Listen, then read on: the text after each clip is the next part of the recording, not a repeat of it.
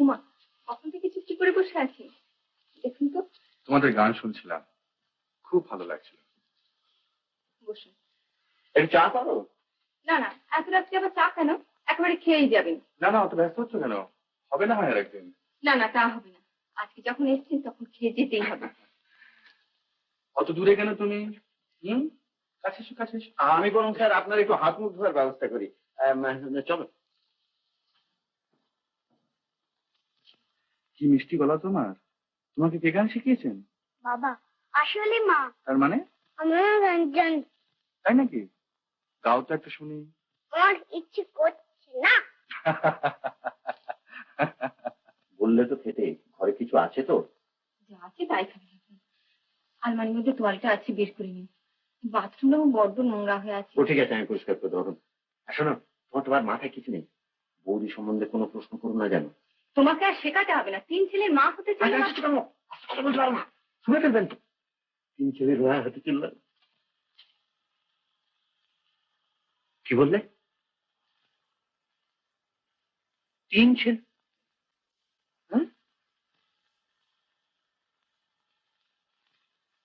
সর্বনাশ, ভগবান ভগবান, সর্বনাশ সর্বনাশ হলো।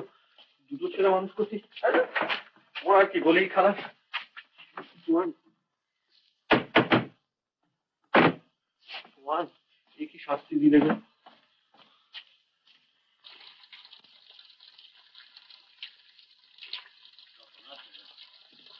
গরিব ছেলে মানবে ভগবান।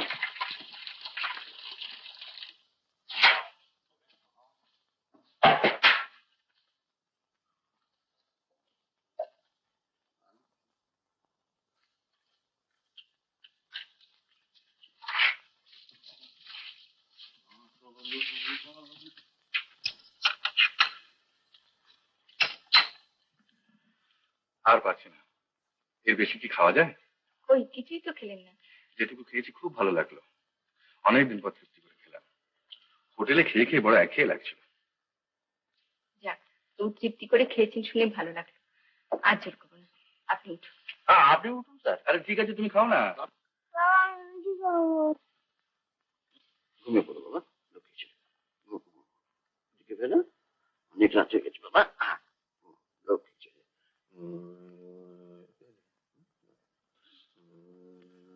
গান করবো।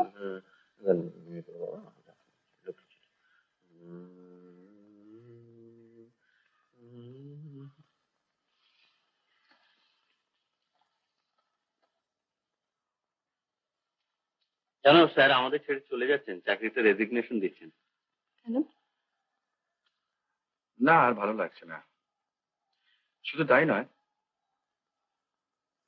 তোমরা জানো তো সব যে আমরা ডিভোর্সড হয়েছি।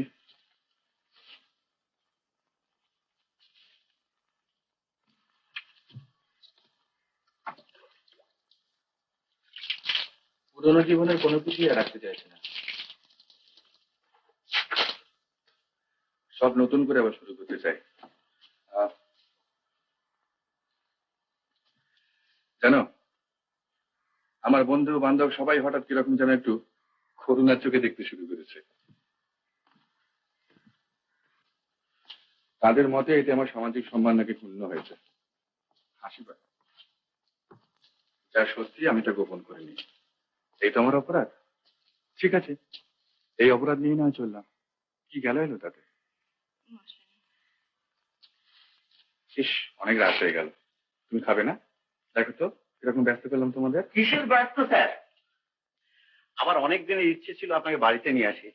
আজ দারুণ ভালো লাগলো, খুব এনজয় করলাম স্যার।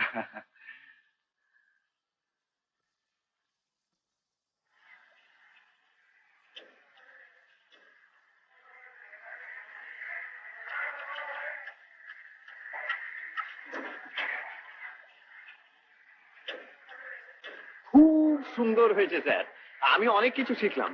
বেডরুমটায় যেভাবে চালুক্য মন্দিরের স্টাইলটা এনেছে, এই একটা দেখবার জিনিস হবে স্যার। প্রশংসা শুনবার জন্য তোমাকে ডাকা হয়নি। না স্যার। সুপ্রিয়, তোমাদের বাড়িতে সেদিন বড্ড ভালো লেগেছিল। অভাব অনটন নিয়ে তোমাদের সংসার, কিন্তু তবুও যেন তোমাদের লাইফের কাছে সমস্ত অভাব, সমস্ত অনটন একবারে ম্লান হয়ে গিয়েছে। হ্যাঁ, ভালো কথা। তোমার ছেলে মেয়েদের কথা কিছু ভেবেছো?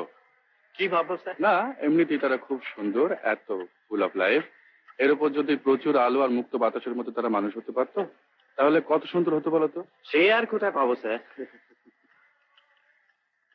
জানো সুপ্রিয়, আলো বাতাসের কথা ভেবেই বাড়িটা তৈরি করেছিলাম, কিন্তু কোনো কাজেই লাগলো না।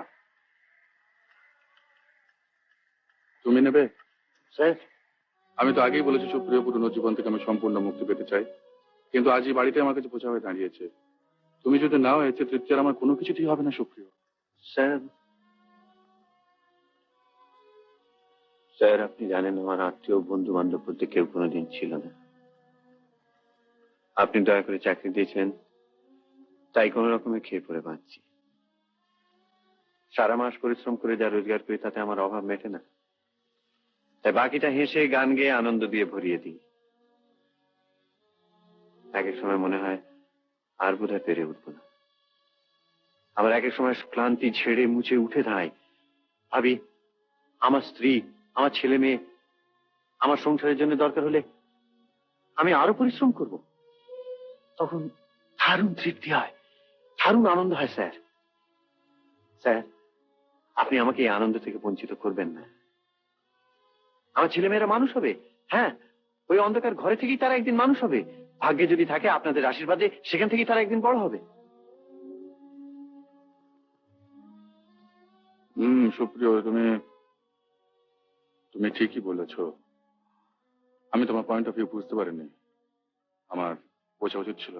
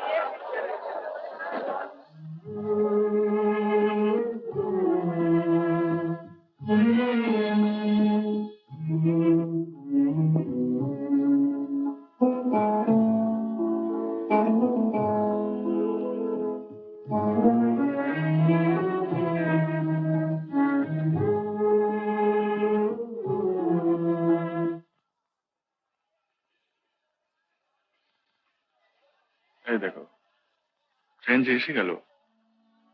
এসো, শিগগির এসো।